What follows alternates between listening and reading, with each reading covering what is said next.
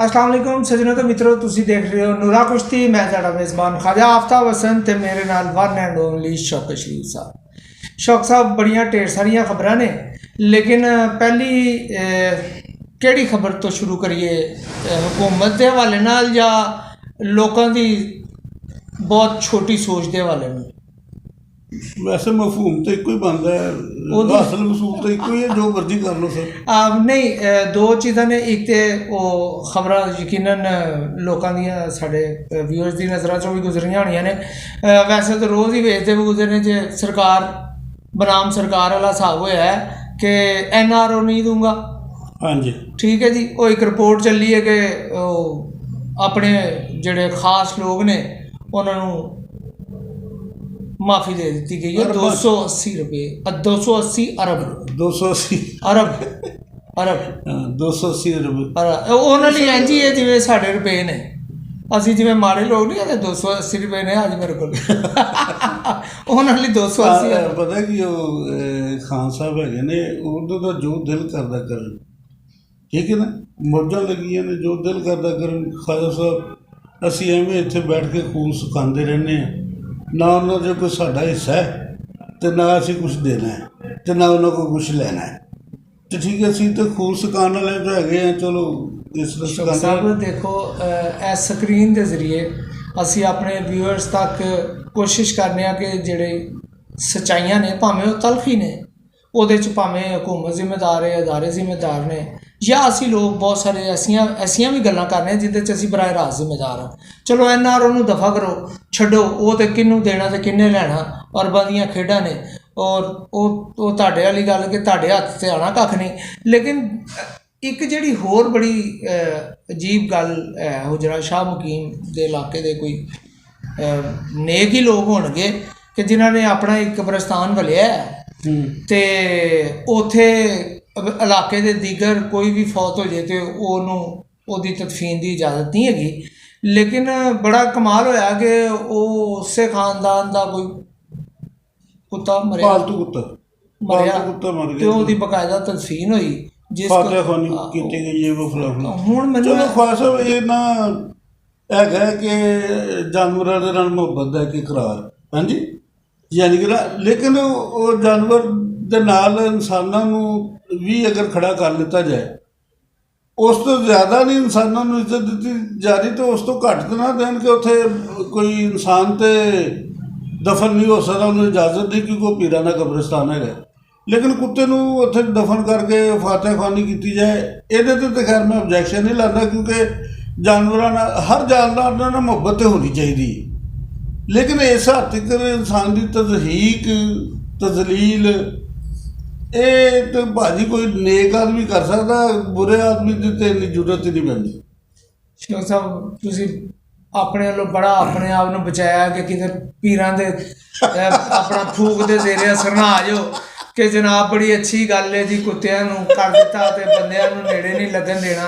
हुण ज़ाहिर है वो बहुत सारियां चीज़ां ने जिहड़ियां अपना ख्वाजा साहब, मेरा एक फिक्र है कि किरदार की तज़ीम वाजिब है, शख्सियत परस्ती तो बुत परस्ती है। मतलब कुत्ता साहिब किरदार ही है ना, वैसे तो वफादार ही तुसी जेड़ा कहना कि तुसी बचाया कि वो पीरां दी फूक ये वो फलां फलां, यार मैं खालिक ते मखलूक दे फर्क नूं समझना नहीं, तो तुसी एडा संजीदा मामला तुसी कहंदे हो बड़ी अच्छी गल है।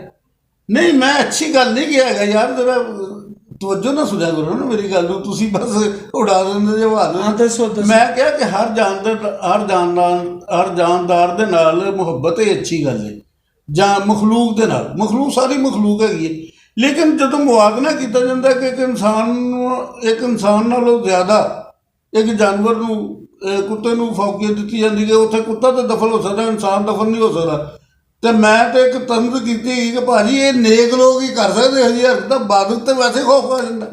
शौक साहब मैनूं ये दसो कि ਇਹਦੇ 'ਚ कोई शक नहीं कि वफादारी के हवाले नाल जदों मिसाल दी जाती कुत्ते की, हाँ जी, वो भावें तुहाडे घर पलिया होवे या जिन्हों तुसीं रोज़ लंघदे आ कोई थोड़ा जिहा दुध या कोई बोटी या कोई छिछड़ा पा दिओ, वो भी तुहाडे अगे दुम लांदा रहिंदा।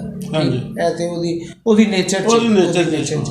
लेकिन एक अपने इलाके दे विच साहिब ਲੋਕ ਜਿਹੜੇ ਨੇ ਔਰ ਉਹ ਮਤਲਬ ਇਸ ਕਿਸਮ ਦੇ ਰਵੱਈਏ ਜਦੋਂ ਰੱਖਦੇ ਨੇ, ਠੀਕ ਹੈ ਉਹਨਾਂ ਨੇ ਆਪਣੀ ਜਗ੍ਹਾ ਵਲੀ ਹੈ। ਹੁਣ ਲੋਕ ਖਰੀਦ ਕੇ ਜਾਲੀ ਕਬਰਾਂ ਵੀ ਬਣਾ ਲੈਂਦੇ ਨੇ, ਪਤਾ ਨਾ ਤੁਹਾਨੂੰ, ਉੱਤੇ ਇੰਜ ਦਾ ਸ਼ੋਅ ਕਰਦੇ ਨੇ ਕਿ ਇਹ ਕਬਰ ਹੈ ਤਾਂ ਕਿ ਕੋਈ ਉਹਦੇ ਵੱਲ ਧਿਆਨ ਨਾ ਦੇਵੇ। ਉਹ ਮਤਲਬ ਉਹ ਜਗ੍ਹਾ ਜ਼ਾਹਰ ਕਿ ਜਾਲੀ ਕਬਰਾਂ ਵੀ ਬਣਾ ਲੈਂਦੇ ਨੇ, ਪਤਾ ਨਾ ਤੁਹਾਨੂੰ, ਉੱਤੇ ਇੰਜ ਦਾ ਸ਼ੋਅ ਕਰਦੇ ਨੇ ਕਿ ਇਹ ਕਬਰ ਹੈ ਤਾਂ ਕਿ ਕੋਈ ਉਹਦੇ ਵੱਲ ਧਿਆਨ ਨਾ ਦੇਵੇ। ਉਹ ਮਤਲਬ ਉਹ ਜਗ੍ਹਾ ਜ਼ਾਹਰ ਹੈ ਕਿਉਂਕਿ ਹੁਣ ਆਬਾਦੀ ਸ਼ਹਿਰਾਂ ਦੀ ਵੱਧ ਗਈ ਹੈ। ਲੇਕਿਨ ਇਨਸਾਨਾਂ ਦੇ ਨਾਲ ਹੁਣ ਜਿਹੜੇ ਜਿਨ੍ਹਾਂ ਨਾਲ ਦੀਨ ਰਿਲੇਟਡ ਹੈਗਾ ਕੰਮ, ਉਹਦੇ ਨਾਲ ਵੀ ਯਾਨੀ ਕਿ ਲੋਕ ਹਾਂਜੀ ਜ਼ਾਹਰ ਹੈ ਉਹ ਚੂੰਕਿ ਜਗ੍ਹਾ ਦਸਤਿਆਬ ਨਹੀਂ ਹੈਗੀ। ਫਿਰ ਸਾਡੇ ਇਹ ਕਹਿ ਵੀ ਕਿ ਅਸੀਂ ਤਾਂ ਹਮੇਸ਼ਾ ਹੀ ਸੁਣਿਆ ਜੀ ਕਬਰ ਚੋਂ 70 ਮੁਰਦੇ ਜਿਹੜੇ ਹੋਣਗੇ ਜਦੋਂ ਦੀ।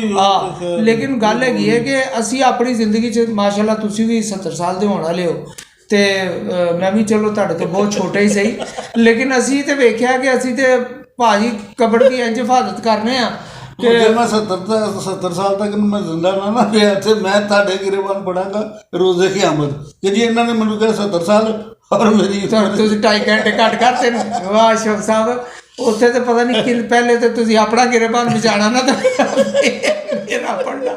ਉਹਦੀ ਵਜ੍ਹਾ ਹੈਗੀ ਹੈ ਕਿ ਤੁਸੀਂ ਜਿਹੋ ਜਿਹੀਆਂ ਗੱਲਾਂ ਕਰਦੇ ਹੋ ਇਹ ਪਿਛਲੇ ਕਈ ਪ੍ਰੋਗਰਾਮਾਂ 'ਚ ਜਿਹੜੀਆਂ ਮਿੱਠੀਆਂ ਤੁਸੀਂ ਛੁਰੀਆਂ ਚਲਾਈਆਂ ਨੇ ਔਰ ਜਿਸ ਤਰ੍ਹਾਂ ਵਿਊਅਰਸ ਨੇ ਉਹਨੂੰ ਐਪਰੀਸ਼ੀਏਟ ਵੀ ਕੀਤਾ ਔਰ ਉਹ ਹਕੀਕਤ ਵਾਲੀਆਂ ਗੱਲਾਂ ਨੇ, ਲੇਕਿਨ ਹਕੀਕਤ ਜਿਨ੍ਹਾਂ ਨੂੰ ਅਸੀਂ ਸੁਣਾਉਣਾ ਚਾਹ ਰਹੇ ਹਾਂ, ਦਿਖਾਉਣਾ ਚਾਹ ਰਹੇ ਹਾਂ, ਉਹ ਜ਼ਾਹਿਰ ਜਦੋਂ ਤਵੱਜੋ ਨਹੀਂ ਦਿੰਦੇ ਤਾਂ ਤੁਸੀਂ ਵੀ ਬਾਅਦ ਔਕਾਤ ਦਿਲ ਬਰਦਾਸ਼ਤ ਹੋ ਜਾਂਦੇ ਹੋ, ਯਾਰ ਠੀਕ ਹੈ ਉਹਨਾਂ ਨੇ ਨਹੀਂ ਸੁਣਨੀ ਤੇ ਮੈਂ ਕੀ ਕਰਾਂ। ਇਹ ਗੱਲ ਨਹੀਂ ਹੈਗੀ, ਜਿਹੜਾ ਜ਼ਿੰਮੇਦਾਰੀ ਹੈ ਸਾਡੀ। ਤੁਸੀਂ ਸਾਡੇ ਆਪਣਾ ਵਜ਼ੀਰ ਆਜ਼ਮ ਸਾਹਿਬ ਨੂੰ ਦਾਦ ਨਹੀਂ ਦਿੰਦੇ ਕਿ ਉਹ ਲਾਨੀਆਂ ਕਹਿ ਰਹੇ ਕਿ ਮੈਂ ਯਾਨੀ ਕਿ ਨਾ ਨਹੀਂ ਦੇਵਾਂਗੇ NRO ਨਹੀਂ ਦੇ। ਜਦੋਂ ਦੇ ਆਏ ਨੇ 3 ਸਾਲ 2.5 ਸਾਲ ਇਹੀ ਕਰਦੇ ਰਹੇ ਨੇ ਔਰ ਆਪਣੇ ਬੰਦਿਆਂ ਨੂੰ ਕਾਗਜ਼ਾਂ 'ਚ ਦੇ ਆਪਣੇ ਬੰਦੇ ਨੂੰ ਨਾ ਅਰਬਾਂ ਰੁਪਇਆ ਉਹਨਾਂ ਨੇ ਮਾਫ ਕਰ ਦਿੱਤਾ। ਕਿਸ ਖਾਤੇ ਦੇ ਵਿੱਚ? ਉਹ ਅਰਬਾਂ ਰੁਪਇਆ ਉਹਨਾਂ ਦਾ ਜ਼ਾਤੀ ਸੀਗਾ। ਉਹ ਆਪ ਤਾਂ ਸੁਣਿਆ ਕਿਸੇ ਨੂੰ ਚਾਹ ਵੀ ਨਹੀਂ ਚਾਹ ਦੇ ਨਾਲ ਬਿਸਕੁਟ ਵੀ ਨਹੀਂ ਪੇਸ਼ ਕਰਦੇ ਤੇ ਆਵਾਮ ਦਾ ਪੈਸਾ ਇੰਨਾ ਕਿਉਂ ਉਹਨਾਂ ਨੇ ਦੇ ਦਿੱਤਾ। ਸ਼ੌਕ ਸਾਹਿਬ ਜਿਹੜਾ ਸਾਡਾ ਹੁਕਮਰਾਨ ਤਬਕਾ ਨਾ ਉਹ ਤੇ ਇਕਤਦਾਰ ਤੇ ਬਹਿੰਦੇ ਹੀ ਪਹਿਲੇ ਆਪਣੇ ਔਰ ਆਵਾਮ ਦੇ ਦਰਮਿਆਨ ਉਹ ਲਕੀਰ ਖਿੱਚ ਦਿੰਦਾ। ਹਾਂਜੀ, ਬਲਕਿ ਉਹ ਲਕੀਰ ਘੱਟ ਤੇ ਖਾਈ ਬਹੁਤੀ ਹੁੰਦੀ ਹੈ ਕਿ ਜੇ ਆਵਾਮ ਉਰਲੇ ਪਾਸੇ ਆਵੇ ਤੇ ਜਾਵੇ ਥੱਲੇ ਤੇ ਹੁਕਮਰਾਨ ਤਬਕੇ ਨੂੰ ਉਰਲੇ ਪਾਸੇ ਕਰਨ। ਮੈਂ ਕਹਿੰਦਾ ਇਸ ਤਰ੍ਹਾਂ ਕਰਨ ਜਿਹੜਾ ਬੰਦਾ ਜਾਨੀ ਕਿ ਨਾ ਜਿਹੜਾ ਕਹਿ ਉੱਤੇ ਅਮਲ ਨਹੀਂ ਕਰਦਾ, ਜਿਹੜਾ ਕਹੇ ਅਮਲ ਨਹੀਂ ਕਰਦਾ ਆਪਣੇ ਕਹੇ ਤੇ ਚਲੋ ਮੈਂ ਤੁਸੀਂ ਤੇ ਕਹਿ ਨਾ ਮੰਨੋ, ਆਪਣੇ ਮੂੰਹੋਂ ਨਿਕਲੀ ਗੱਲ ਤੇ ਕਾਇਮ ਨਹੀਂ ਰਹਿੰਦਾ। ਮਸਲ ਜਿਹੜੀ ਮੈਂ ਤੁਹਾਡੇ ਨਾਲ ਗੱਲ ਕਰ ਰਿਹਾ ਅਗਰ ਮੈਂ ਉਹਦੇ ਤੇ ਅਮਲ ਨਹੀਂ ਕਰ ਰਿਹਾ ਤੇ ਇਹਦਾ ਮਤਲਬ ਮੈਂ ਗੱਲ ਨਹੀਂ ਬਕਵਾਸ ਹੀ ਕਰ ਰਹੀ।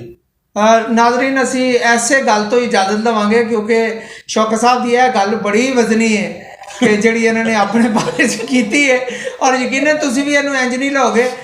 ਇਹਨਾਂ ਨੇ ਉਸ ਹਕੀਕਤ ਪਸੰਦੀ ਦਾ ਮੁਜ਼ਾਹਰਾ ਕੀਤਾ ਹੈ ਜਿਹੜੀ ਆਇਨਾ ਹੈ ਹੁਕਮਰਾਨਾਂ ਵਾਸਤੇ, ਲੇਕਿਨ ਉਹਦੇ ਨਾਲ ਉਜਰਾ ਸ਼ਾਹ ਮੁਕੀਮ ਦੇ ਜਿਹੜੇ ਪੀਰ ਘਰਾਨਾ ਹੈ ਉਹਨੂੰ ਵੀ ਇਹ ਸੋਚਣ ਦੀ ਲੋੜ ਹੈ ਕਿ ਇਨਸਾਨੀਅਤ ਜਿਹੜੀ ਹੈ ਕਿ ਉੱਥੇ ਉਹਨਾਂ ਨੇ ਇਨਸਾਨਾਂ ਨੂੰ ਵੀ ਦਫਨ ਕਰਨ ਦੀ ਇਜਾਜ਼ਤ ਨਹੀਂ, ਉੱਥੇ ਇਨਸਾਨੀਅਤ ਨੂੰ ਔਰ ਇਨਸਾਨ ਨੂੰ ਅਹਿਮੀਅਤ ਦੇਣੀ ਚਾਹੀਦੀ ਹੈ।